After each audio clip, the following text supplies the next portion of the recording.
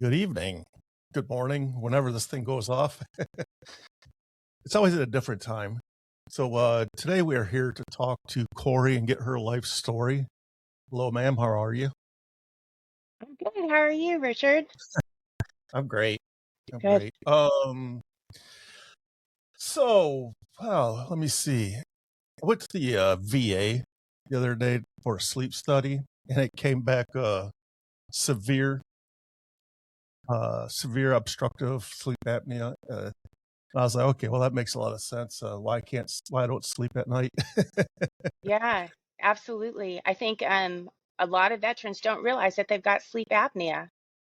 Yeah, my wife has been trying to bug me to go get looked at. I'm like, no, I'm good. I don't snore. And she's like, yeah, okay. But the sleep test said I stopped breathing 53 and a half times an hour. So I'm like, damn, that's like once a minute. Holy smokes, that's bad. Yeah, Yeah, that's a yeah, lot. yeah. And you know how the VA is, everything is hurry up and wait. So my next appointment to talk to the doctor is not until Monday. So I'm like, well, that's great. Yeah, no doubt. But anyway, whatever. As long as at least I know what the hell is going on. I got diagnosed with sleep apnea too, and mine I think was only 15 times, and Yeah. that was considered moderate, but enough to have to use a CPAP for a while. And I'm trying to get another sleep study, hoping that I don't have to continue to use it. Yeah, I hear like some people love them and some people not so much, but as long as it helps me sleep, 'cause I am like trash all day long. I could take 3 naps during the day. I mean I'm just wrecked all day long. It's Yeah, crazy. that makes total sense. Yeah, and she said that the sleep doctor said that that's the reason why I have so many nightmares too, because I don't go all the way into REM or whatever. You know, I'm stuck in that area where you have Mhm. nightmares and stuff. I'm like, oh, well, that makes complete sense because I have nightmares every night.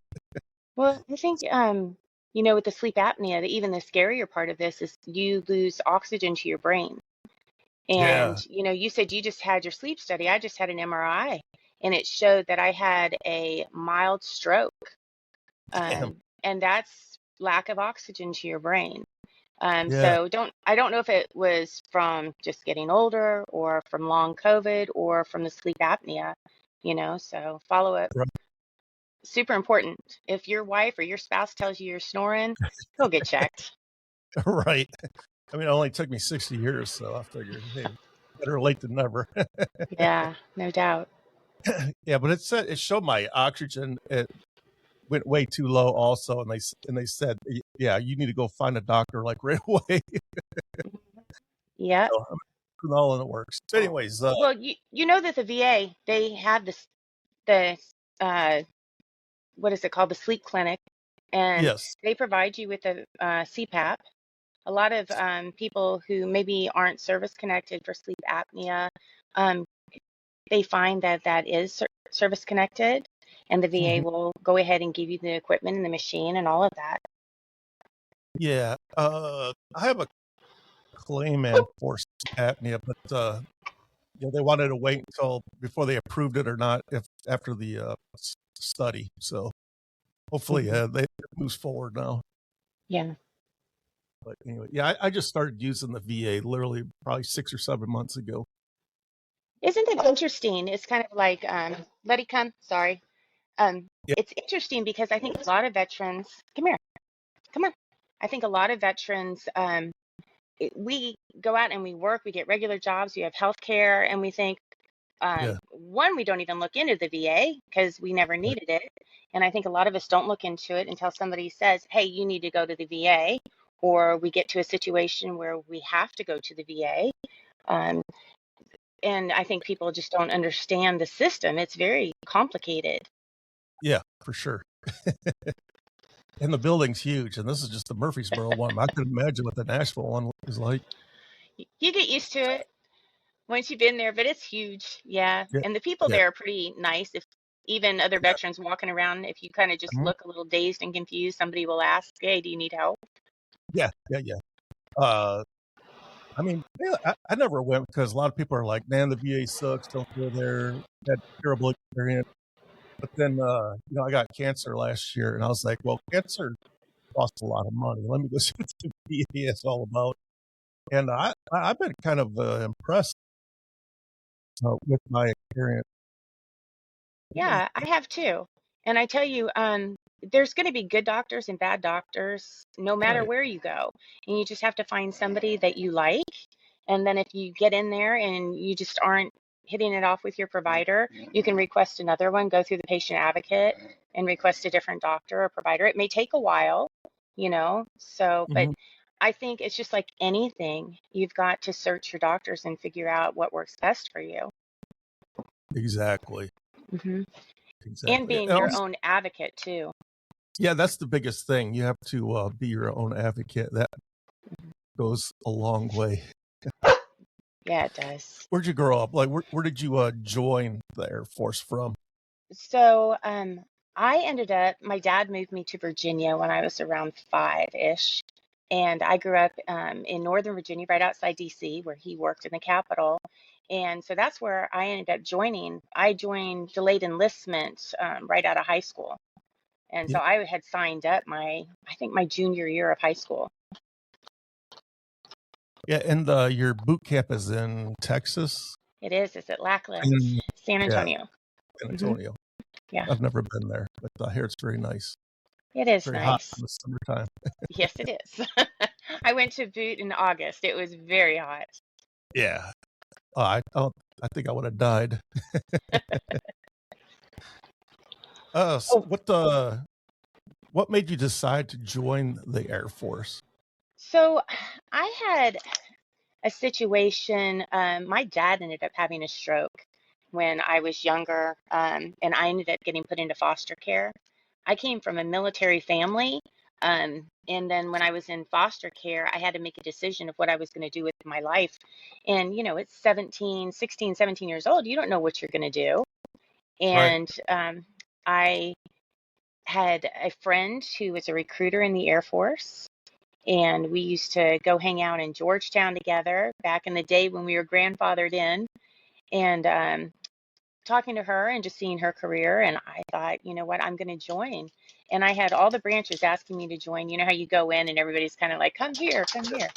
Yeah. And but I knew Stephanie, and I'll never forget her. Her name was Stephanie Watson, or is Stephanie Watson.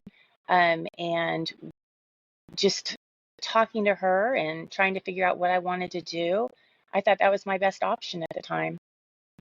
Yeah. But how long were you in foster care for? I was in foster care for about, I want to say, 2.5 years. But I had always been close with my foster family, the whole time I was Oh, in the military. that's good. So you knew the family before you got fostered to them? No, I didn't know them. There was a girl who went to my school, and they had asked me to walk her to school one day, and we were talking, and her mother was a nurse, and they lived in my neighborhood. So they went through the training to become foster parents when they heard about my situation.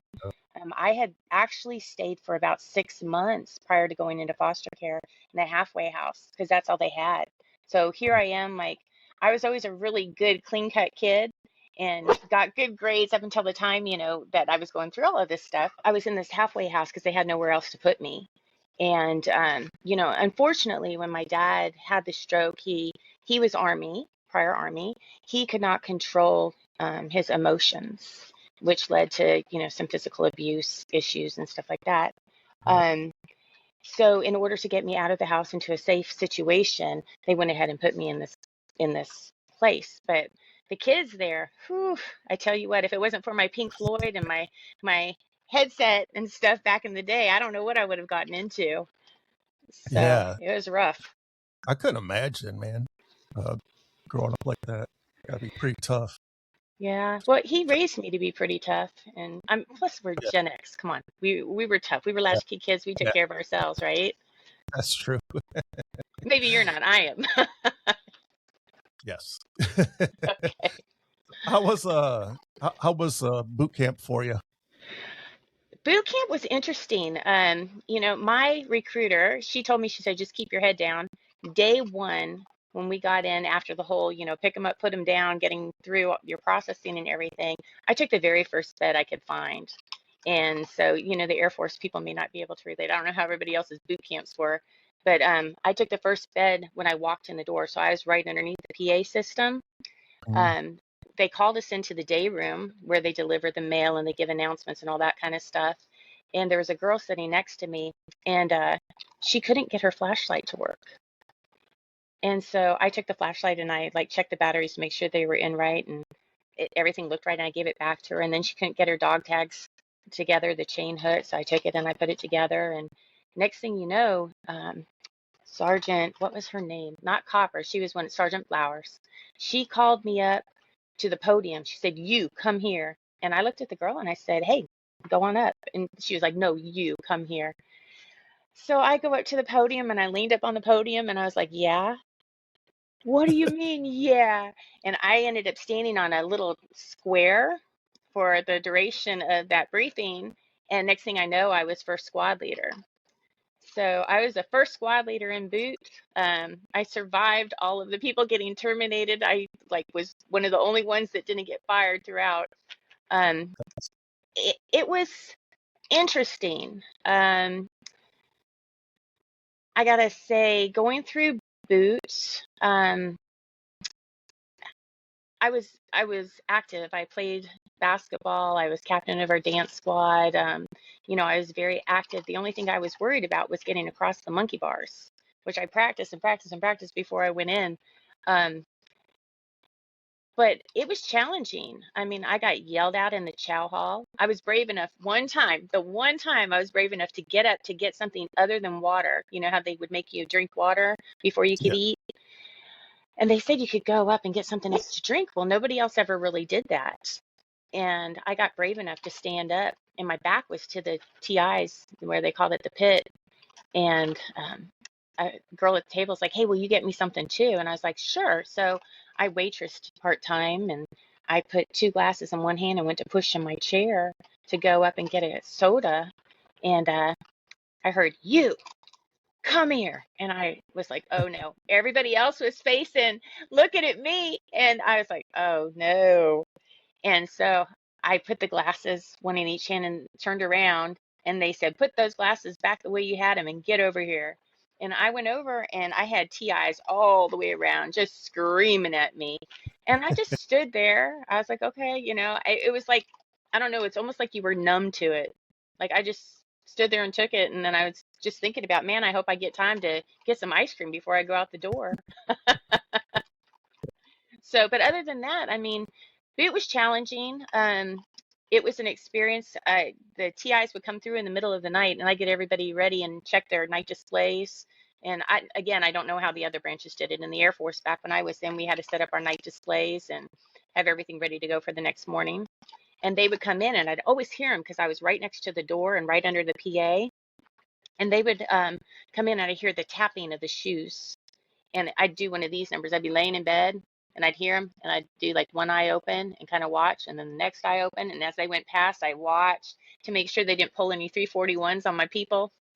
Um, so, and then in the morning, getting up, I always had to report in, and it's like first squad, all present and are accounted for, at the top of your lungs, and your voice isn't always working first thing in the morning.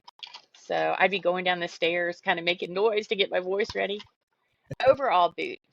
Um, It was an experience. I think the most rewarding thing from boot, I taught the entire squad, I taught them Amazing Grace. And my main TI, his name is Staff Sergeant Gordon, and he was a pretty cool person. He was a Baptist minister. And I remember the first time I got in, he was talking about Amazing Grace. And I picked up on that. And the very last day of boot, we sang it to him. Man, you want to see a big old guy just get crocodile tears? He did, and that was pretty cool. Boot itself just taught me that, I was resilient.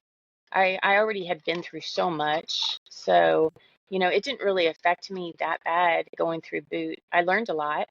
I was the type of person, like when somebody would fall behind, I'd grab them and drag them through. We had this one girl, Red, one night in the dorms. and it may have been during the day, we were making our cots, and they had to be made a certain way and all of that kind of stuff. And this girl Red, she just freaked out, and she started tearing up the cots and jumping all over the place and acting all kinds of crazy. And I grabbed her and pulled her down to the ground, grabbed her around the chest and wrapped my legs around her legs to try to hold her down so she's sitting in front of me. The next thing I know, Sergeant Gordon is there, and he's like, "What's going on?" And I said, I got it. She's fine. And she calmed down, and she ended up graduating with us, which was good. We had Tammy. I'm not going to say her name, just in case somebody might know her. She was our dorm chief. This girl. She ended up. I flew with her from Virginia to Boot. We sat next to each other on the plane, and she ended up getting some cookies, I guess, sent to her near the end, and she snuck them into the dorm. And she got caught eating cookies in the flight office. And in the middle of the night, all the squad leaders and Tammy got called down to where nobody wanted to go. You just did not want to go where all the TIs were in the middle of the night. I avoided that place, but we got called down there. They said, just put on your fatigues and your t-shirt. You don't need to worry about shoes. Just get down here. So we got down, and they put us into this room and lined us up. And they said, all right, the dorm chief has been caught eating cookies in the flight office. And I'm thinking, good grief, we're awake for this? Are you kidding? So I need to know, Gordon says, I need to know, what do we need to do? We either recycle her or we let her go through. And they started with the fourth squad leader and said, what do you want to do? She said, recycle her. Third squad leader, recycler. Second squad leader, recycler. They get to me, and I said, you know what? We all started this together. We're going to finish it together. And he said, all right. He said her last name. And he said, you've just been saved by your first squad leader. Get back upstairs. That right there was who I was, who I've always been. And it just gave me a sense of pride, because I firmly believe you don't leave anyone behind. People are going to mess up. They're going to make mistakes. Yeah. So the long answer, Boot was all right. Boot was kind of cool. Yeah. It takes a while to settle in, but once you do, it's whatever. Yeah. I fell in. I ended up falling in the muck on the very first obstacle course with the monkey bars, by the way. Yeah. So I had to go through the entire course dripping wet with like slime on me. But that was fun. I don't even remember it. It was a blur. The girl in front of me stopped halfway and fell in, and I went to grab the rung, and it was wet, and I just slipped and fell in right after her. So I was like, great. But I ended up passing. That was the only one that I messed up on. What year did you go in? I went in 1985. Yeah, so I thought. So Yeah. very similar. I went in January of 1985. Okay. Yeah, we were, gosh, yeah, very close. Yeah. January 28th, 1985. You remember it well. I was in Yes. Wildwood, New Jersey. That's where I went right before I went into Boot. I got out, I graduated, went to Wildwood, New Jersey on the, where they had the filmed later in life, the Jersey Shore. Oh, yeah. Yeah, so that's where I was prior to going into Boot. So at least I got that out of my system. Where did you go after Boot, and what was your MOS? Well, I got to go take a step back. In Boot, I hadn't picked an MOS. I went in open. I don't recommend going in open, by the way. I could have picked anything. My ASVAB scores were really high. I probably could have picked anything I wanted to do. In Boot, they had me climb a telephone pole, scared to death of heights. I didn't know how badly I was afraid of heights, because as a kid, we'd go out on the roof, and we'd climb trees and do all kinds of stuff. Man, they sent me up that pole. I was not coming down. They had to send somebody up after me. So they said I could do that. They offered me a slot to go into survival training, to be a survival training instructor. I said I didn't want to eat bugs unless I absolutely had to. That was not my forte or my what I wanted. And so then they said I could be security police. Didn't want to do that. They said I could be a crew chief, and I was like, "What's that?" And they said, "Oh, you work on aircraft." And I was like, that's what I want to do. Now, I didn't realize until I got into my training up at Shepherd that I was going to be a crew chief as in a jet mechanic. I thought I was going to be a stewardess. Like a that's the only thought that I ever had, what was, working on aircraft. I didn't think of a mechanic. Yeah. So, um yeah, so I went to Shepherd and I was a crew chief. I hung out with a lot of the air traffic, the combat controllers that were going through their courses and stuff, and I'd help them study. So I learned a lot about that in my downtime. And so, yeah. Where does Air Force? Where do you guys usually get deployed to? Is it like? Well, we're all over the world, so anywhere that you think that you have fighter jets, you know. So I think the majority of the people were in Okinawa or Germany. I got stationed at Langley, which is TAC headquarters. So as much as I wanted to travel and see the world, that was another reason why I joined the military. I got stationed back in Virginia. Go figure, right? I made it so far. So, yeah, but anywhere that you can think, I mean, Air Force is in Turkey. It's now I don't know where it's going to be, as we're getting kicked out of all these bases and stuff across the world. Yeah, I know a lot of them go to Alaska. Yep. There's a lot of people in Elmendorf. Yeah. So, we have bases all over the United States too, obviously. Yeah.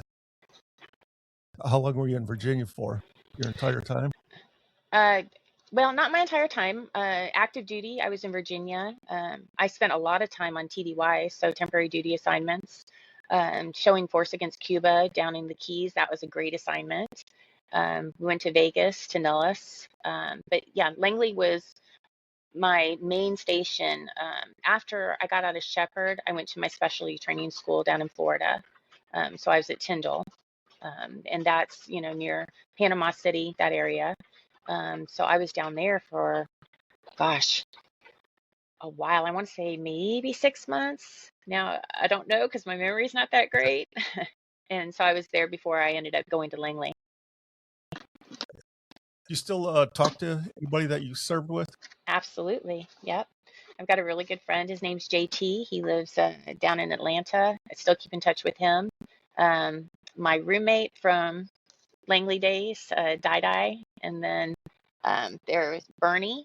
He worked on the flight line. We recently reconnected. My friend Georgie, we were stationed together at Tyndall. Yeah, I keep in touch with a lot of those people. That's cool. Yeah. Yeah, thank God for like social media, because I run into Yeah, I don't think, people. Richard, I don't think I would have kept in touch with all those people without social media. Right, exactly. Yeah. That's how we find each other. Probably JT I would have kept in touch with, but everybody else I think I would have lost touch with.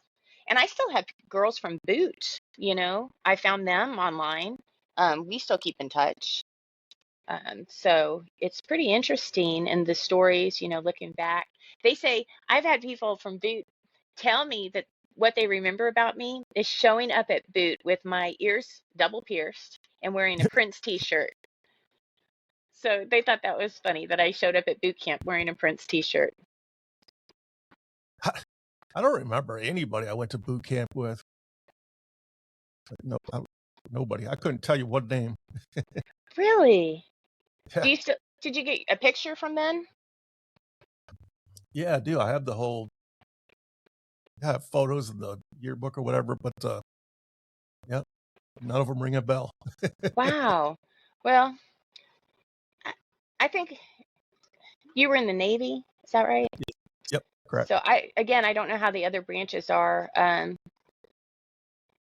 know everybody thinks Air Force was easy, but I have nothing to compare it to. So maybe we just had more time. And plus, I probably remember him more because I was a squad leader, so I knew my people. That's true. Yeah. Yeah. So, but I look at the pictures too. There's like a handful that I remember and I recognize faces. But as far as knowing them, yeah, no. If they weren't in my squad, I probably don't remember them. Right. Yeah. Everybody says how well the Air Force food is. Is it really that good? Heck yeah. The Air Force food was really good. Some of the things that I remember very fondly is getting off shift and going to the chow hall, and they would make omelets to order. They had every once in a while we'd have steak and stuff, but we had an ice cream cart. Maybe that's why I like ice cream so much now. I don't know. Um, and you could go up and make sundaes. So you could pick your flavor and you had the toppings and all that stuff. But the Air Force food, our cooks were really good. No wonder nobody likes you guys. Now, I don't know how it is now. Back in the Right. 80s, it was good. Yeah, I'm So sure it's same. I'm sure it's same. probably so. Um, and then, recently when we heard everybody getting so upset that the people who were getting ready to deploy were getting steak and lobster, I'm like, man, that's not that big, for the Air Force. We got steak, you know. Yeah. Give them the steak, give them the lobster. Yeah. Our steak was always garbage, man. It wasn't a good steak. I don't, so again, 18 years old, right? 19, 20 years old. I didn't have a lot to compare it to. Yeah. Back then we made nothing as far as money, so you had to eat in the chow hall. Um, Correct. what did we make? Like $340? I don't even know. It was like Yeah. nothing. I Yeah. could It was barely not. afford a car payment. Yeah. I could not. Oh yeah.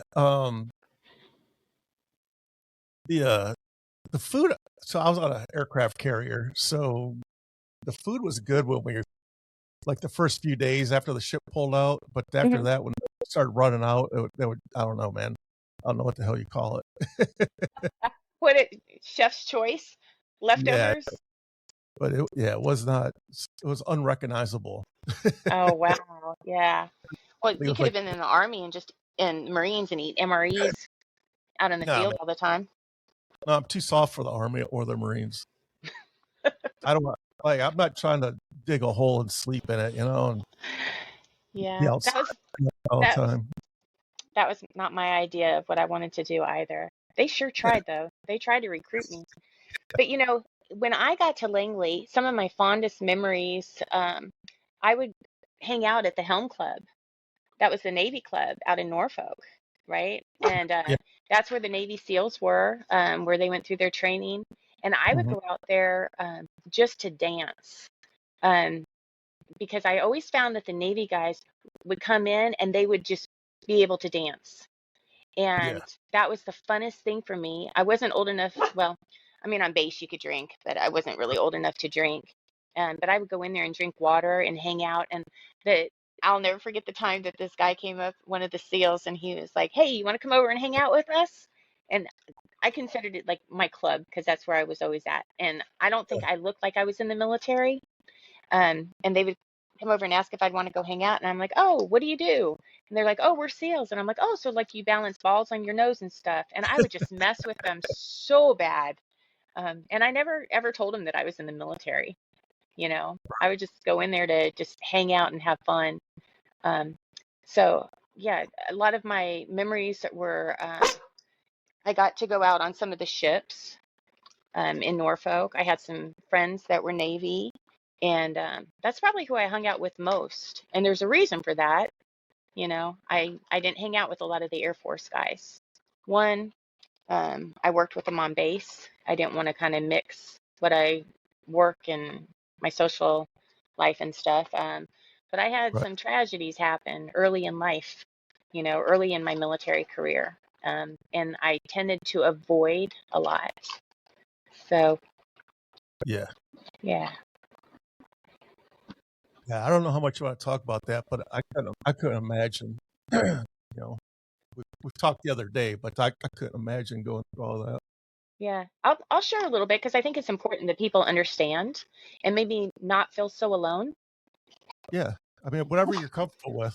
Sure. So when I got out of boot, which was a very positive experience, I ended up going to Shepherd. I had not even started classes yet. I had been there.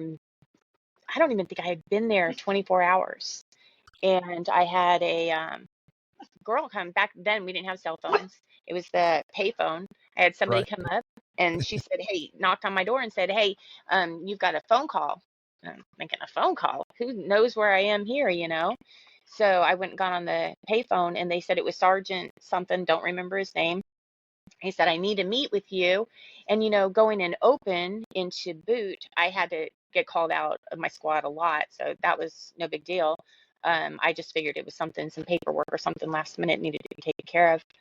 And being very naive and very young, 18 years old, um, he said, just wear your civvies, meet me out front. I said, okay. So I went out front, think it was a black car. I ended up getting into the vehicle, and we started to drive away. And he said, oh, by the way, I need to stop at my place real quick, if you don't mind. And I'm like, oh, that's fine. You know, he was a sergeant. What am I going to say? You know, Right. so, Yeah. okay, right out of boot. Um, and I know for me, being in boot, anybody who outranked me scared me, you know, Yeah. so That's I wasn't going to question it. And he stopped and he said, hey, it's kind of cold down here. You're welcome to come up for a few minutes. It's just going to take me a minute. I'm like, okay. Not just not even thinking, not thinking that anything would happen. Ended up going up the stairs. I can remember my dog may come up and hang with me too if she yeah. senses anything here. Um, Yeah. but I remember what it looked like even going up the stairs. And I got to the top of the stairs, and to the uh, as we came in to the left, there was like a bunch of cameras and this big rug set up. And I asked him about it, and he said, "Oh, I'm a photographer on the side." And I'm like, "Oh, okay." Well, he's like, "Do you want a glass of water?" And I was like, "Sure." And that's about, I remember bits and pieces after that. So, you know, my biggest fear in my career, now I'm medically retired, but in my career was there's photos of me out there somewhere, and it scared Right. me to death, you know. Um, I woke up the next day in my dorm room. I don't remember how I got back to my dorm room. And I will tell you that I had never slept with a man prior to that. You know, I was saving myself for marriage. I was brought up in church, and it shattered me, shattered me. And I ended Imagine. up going through training. And I think about 3 days into training, I heard his voice. I was in the hangar by the jet, and I heard his voice. And I looked up, and I immediately hid behind the tire of the jet, and my heart started racing. And I'm like, and stuff started to kind of flood back, but it was bits and pieces. And I was like, oh my gosh, but I was scared to death of him. And um, over the years and through going through EMDR and going through cognitive based therapy and different things, a lot of stuff has come back that I didn't remember. Um, but needless to say, um, I was raped by him, and went through my entire training. I pushed it back. I tried not to think about it. And I was very successful with that for a very long time. And I was very successful in my career. Um, at Langley, I played on the girls softball team. So this is about 2.5 years into my career, outside of going to boot and outside of going to my tech schools and my specialty school. I ended up playing on the softball team, and I never went to the guys' dorms. I avoided it. I stayed in the female dorms, and then I worked off base. Or I was at the Navy base, and I ended up playing in our championship game, and we ended up winning. And the guys invited me to come back to the dorm, and they're like, "Come back, we'll celebrate." And the guys' dorm was right next to the softball fields. And that one time, I thought, "Okay, I'll go. You know, I will go and I'll celebrate." And we went back, and I ended up having a couple beers. It wasn't in excess or anything. I wasn't intoxicated.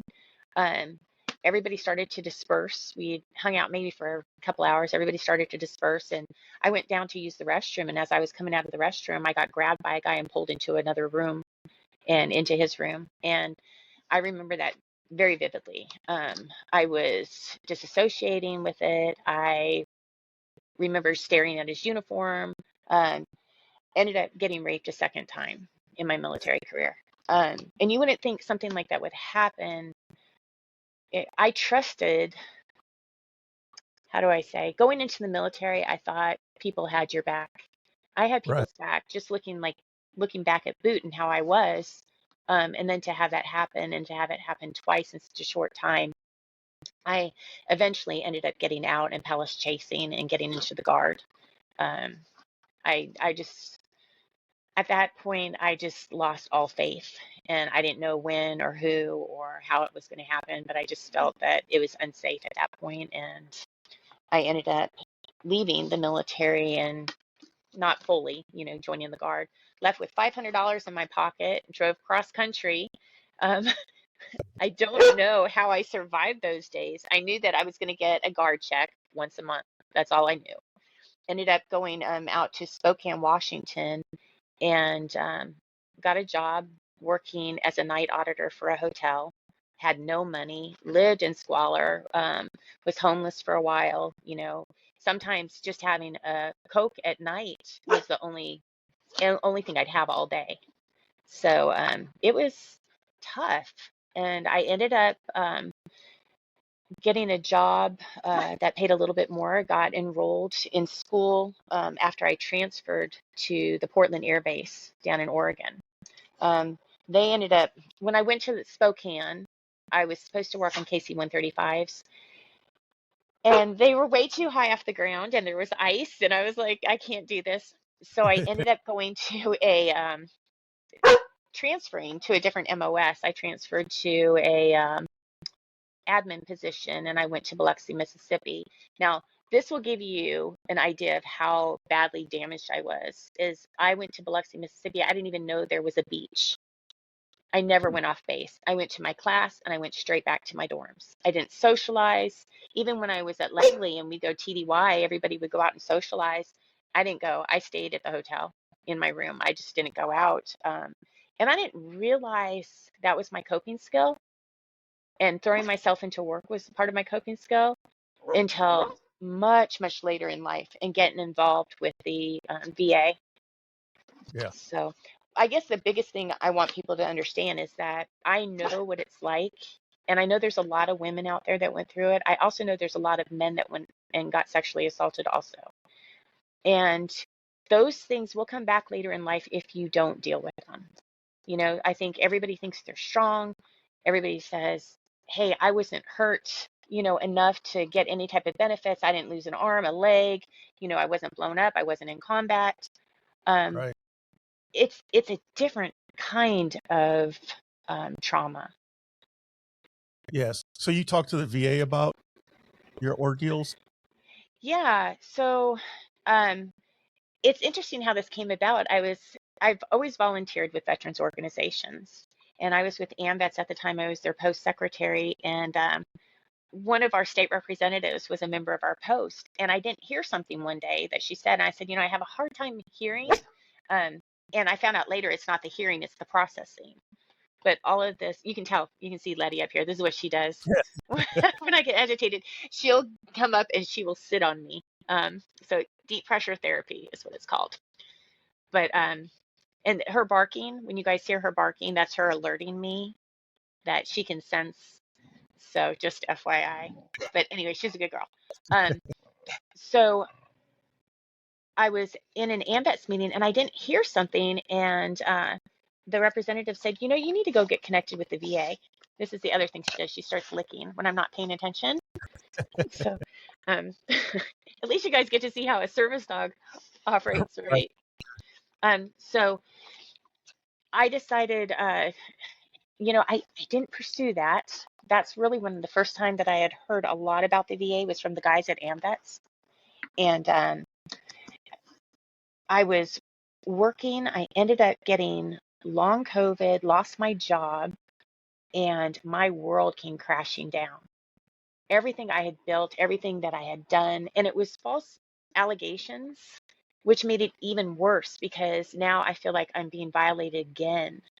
And I ended up going to the VA. I had called them and I said, hey, I'm struggling. I need some help. And I talked to this nurse. She was a wonderful nurse. And she said, you need to go get your ID card, go to the business office and get your ID card.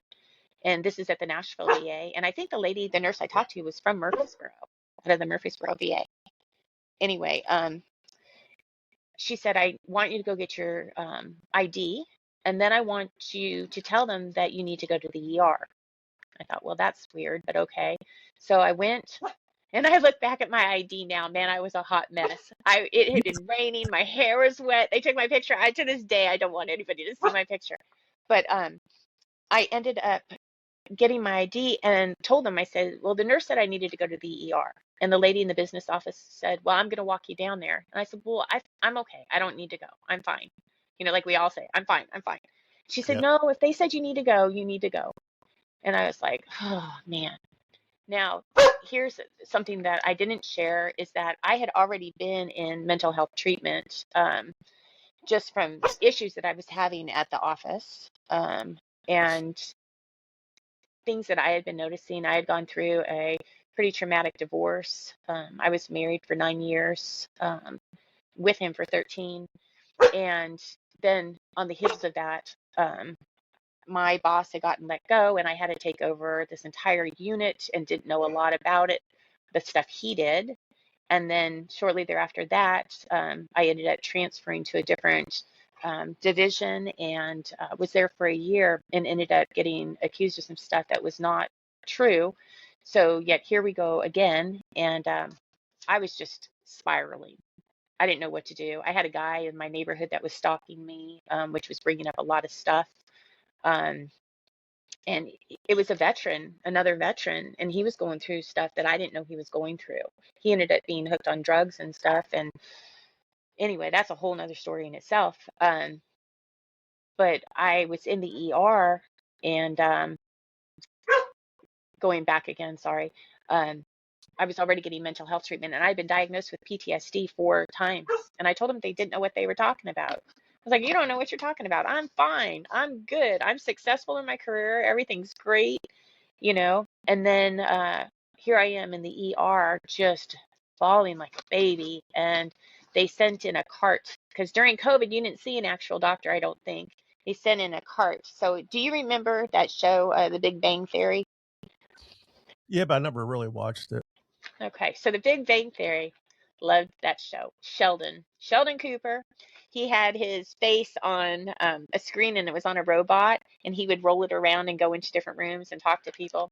I thought it was hysterical. Well, here comes this cart with the doctor's face on a screen, and I just started laughing because I thought it was funny, and that's the first thing that I immediately thought of was that reminds me of The Big Bang Theory. And I thought, how can I be this distraught and I'm getting a guy on a cart?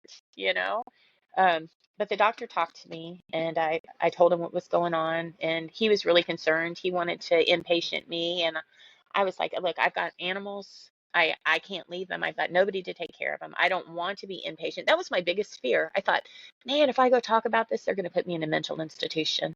Yep.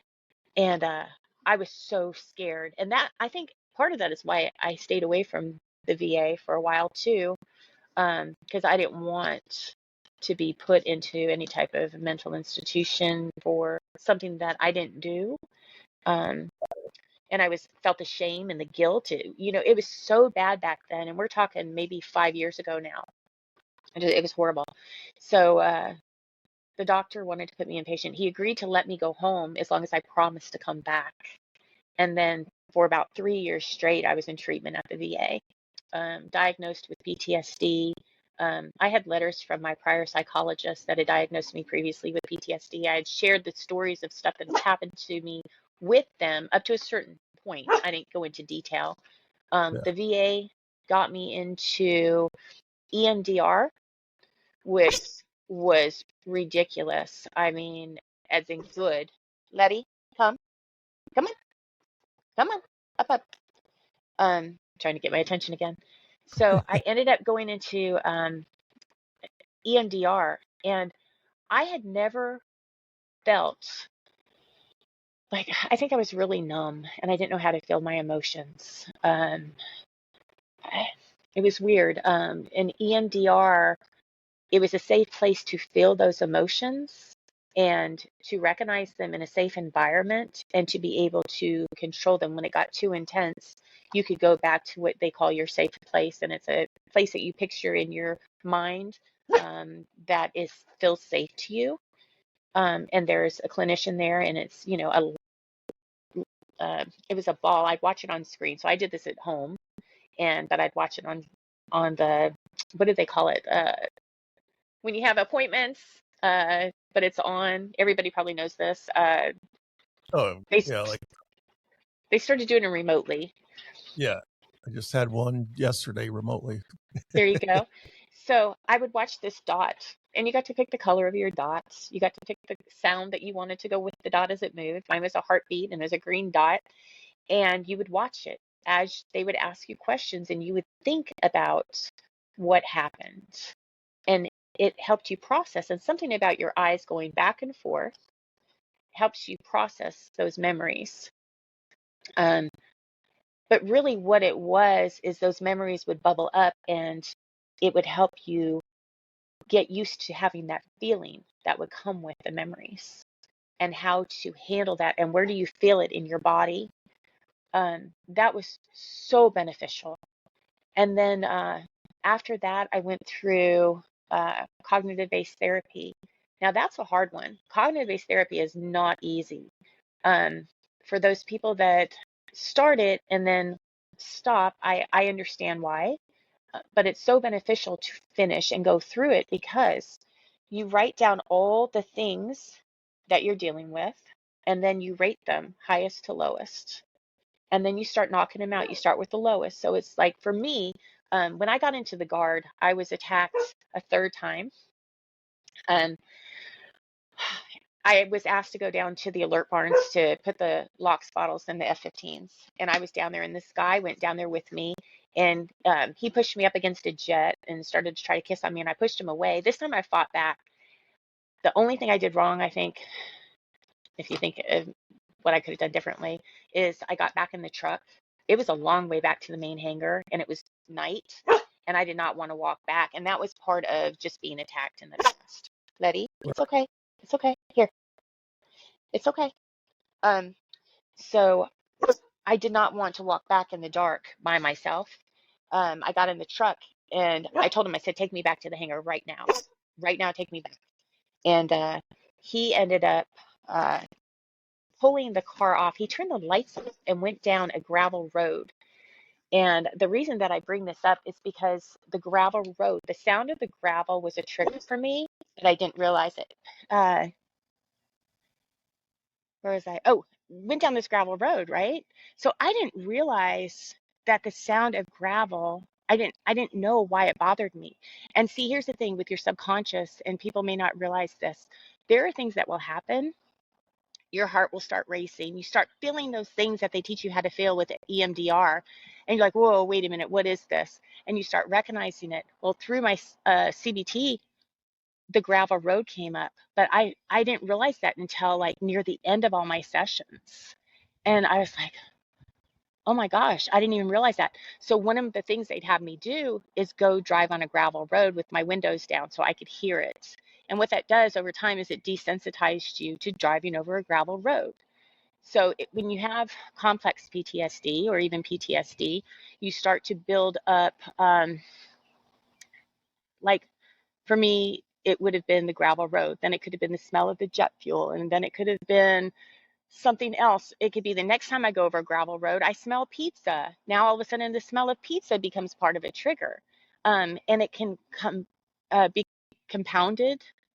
Um, and your Yeah. subconscious recognizes it, but you may not recognize it. Does that make sense? Right. Yeah, absolutely. Yeah. So the third time I was attacked, this is why I say I think it's so important that people go through the CBT. It's hard. There was stuff I had on there that was 100% I was never going to do. Like I'm like absolutely never going to do it. It's on the list, but I'm not going to do it. But as you start low and you start working through these things, by the time you get to the 100, most of the stuff's already resolved. And I don't mean it's gone away. I mean, you learn how to process it a little better to where you're not going into fight or flight as badly. Or what happens is you might go into fight or flight, but it comes down quicker rather than remaining in it for all day. It may be 15 minutes, it may be 30 minutes. You learn how to breathe and to do those different things to calm your central nervous system. So how are you coping today? You doing better? Um, so mine is complex PTSD. I don't know if I'll ever be rid of it. You just learn to deal with it, to cope. Yeah. Um, Today I'm 100% disabled. I have a hard time with being around people. Um, I'm just getting to a point again where I'm starting to socialize a little bit more. COVID was, I say it was a godsend too, because I didn't have to socialize, you know. Yeah. But at the same time, it really, I took a step back. Um, as far as how I'm getting along today, I'm managing. I've still got a long way to go. But I recognize the feeling when it gets bad. My service dog is wonderful. So here's the cool thing about a service dog when you have PTSD. My dog is trained to alert me when I'm starting to disassociate maybe a little bit. And people who don't understand this, I think sometimes I think disassociation is this scary, horrible thing. It's just that you're thinking about what happened to you. It's almost like you're daydreaming. There's different variances, I guess, of disassociation. Mine is I'll start to think about what happened. And so I'm there, meaning as if it's happening because I'm thinking about it when I'm really sitting right here. Um, but my dog senses that before I go there, and she'll bark and she'll alert me. If I don't listen to her, if I've got shorts on, she'll start licking my legs. If I don't have shorts on and I've got jeans or something on, she will crawl up on me and, like you saw, start licking my neck or my face. Um, so I don't have as many episodes as I used to because of her, Right. and I feel safer when I go out now because I have her.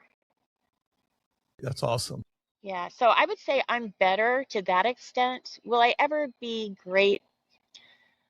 It'll probably be with me. I went so late in life and to deal with it that my compound became so much and my coping skills were not healthy. My coping skills were throwing myself into work 24/7 and giving it everything I had. And I always was very successful with work and the things that I did in my career.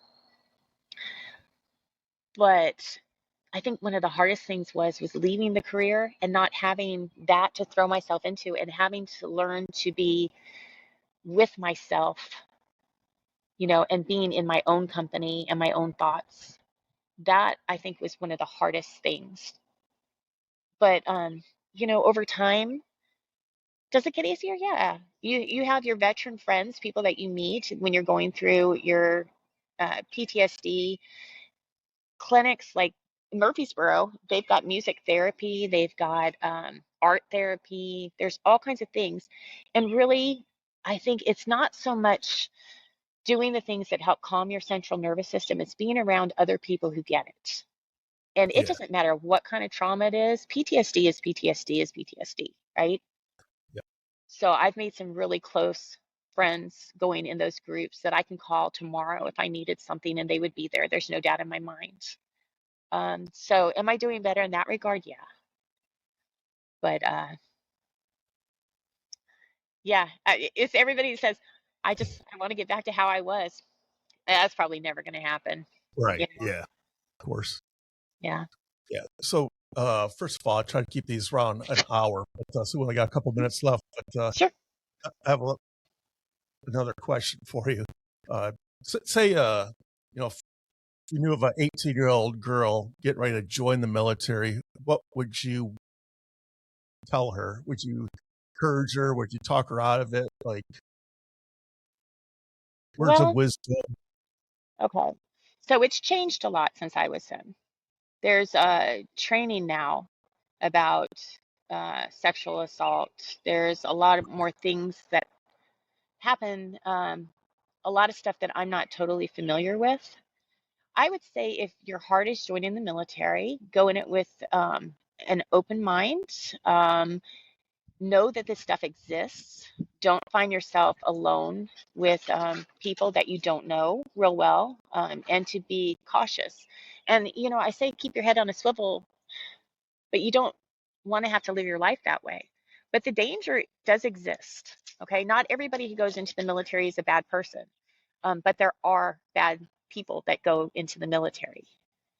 So you just have to be aware, just like you would in the private sector, right? in the civilian world, you have to be aware of your surroundings. 18 years old, we don't have the life experience. And I worry about the young girls now because, being Gen X, we have the life experience at what, 12? We were out Yes. working jobs and doing these things and taking care of ourselves. And the young girls now don't have that. So, you know, get to know your the other females. Don't be alone with people, and be aware that the threat is real. And above anything else, back in the day, we just didn't report this stuff. Right. I didn't report it because I had come out of foster care and I thought, oh my gosh, if I lose this, then what do I have? I don't want to be that person. I'm just going to keep my head down and I'm just going to keep pushing through. Nowadays, I would say if something happens, report it, and that goes for guys too, because the one thing that I have lived with my whole life is the fact that I did not report this guy um, at Shepherd, and I just assumed he was an instructor. He may not have been an instructor, who knows? Um, and I think about all the other women that were hurt by him after that because I didn't say anything. And I've lived Yes. with that guilt for a very, very long time. Mhm. Um, I, I know there's probably nothing that I could have done as an 18-year-old recruit coming right out of boot, right? And who would have believed me? I had no proof, you know, Yeah. and I Hmm. couldn't remember half of it. So, Yeah, I think back then, I just feel like they would have leaned more on the guy's side anyways. It was well, very a different time. yeah, Richard, women were not always accepted in the military back then. Yeah. I saw it more in the Guard. In active duty, I felt accepted, um, which I do need to mention. When I was getting ready to leave the military, I didn't tell anybody except my friend JT about the second time that I was raped. And I was out probably within 6 months into the Guard after that. Um, but the way that they said goodbye is they had a going away party for me, but part of that was dragging me off the flight line and duct taping me to a boarding ladder and waterboarding me and then putting me up against the hangar to drip dry. So it's like this hazing thing. So what are you going to do? I kind of laughed, ha ha ha. But inside, I was mortified that I was up against the hangar with a wet t-shirt, and I had been waterboarded to where I thought I wasn't, who knows? I couldn't breathe, and they kept throwing the water on me. Now, we look back, Gen Xers, we're tough. Shoot, we used to jump over people with bicycles, and we'd lay there and let the guys jump over us with their bicycles. And I mean, we were tough, right? Climbed trees, worked on the farm, all that kind of stuff. Because every summer I'd go back out to Oregon and work on my aunt and uncle's farm. Um, but I would just tell the young women today, I think being in the military is very admirable. Um, I also am, and I probably won't get a lot of people that like this. I think women in combat, I think that really needs to be looked at. Um, there's so much psychological stuff that happens to men when they see women getting hurt. Um, and there are a lot of support roles that I think women could fulfill. Now, I'm old school. So, do I think women should be in combat roles? I don't. I think women pilots, I think that's great, but if they get shot down and then their counterparts and they see them getting raped or assaulted, I think that can have damaging effects as well, and can be compromising. So I'm glad that some changes are being made now, but I would really say think twice before you go in as a female. I think it's a solid career. It's a great way to learn. I learned so much and I became so well-rounded from being a jet mechanic, right? Right. Um, but just be cautious and be familiar with your surroundings and make good friends and know who to go to if something happens. Right. That's solid. All right. Well, if you need anything, you know where to get a hold of me. I appreciate you. I'm not too far down in Murfreesboro, so. That's right. All right, Richard. All right. Well, stick around for 1 second after I hit the stop button because I want to make sure we're uploaded. But thank you for joining us, and thank you for your service. And hopefully everything works out for you. Thank you. Right back at you. All right. 1 second here.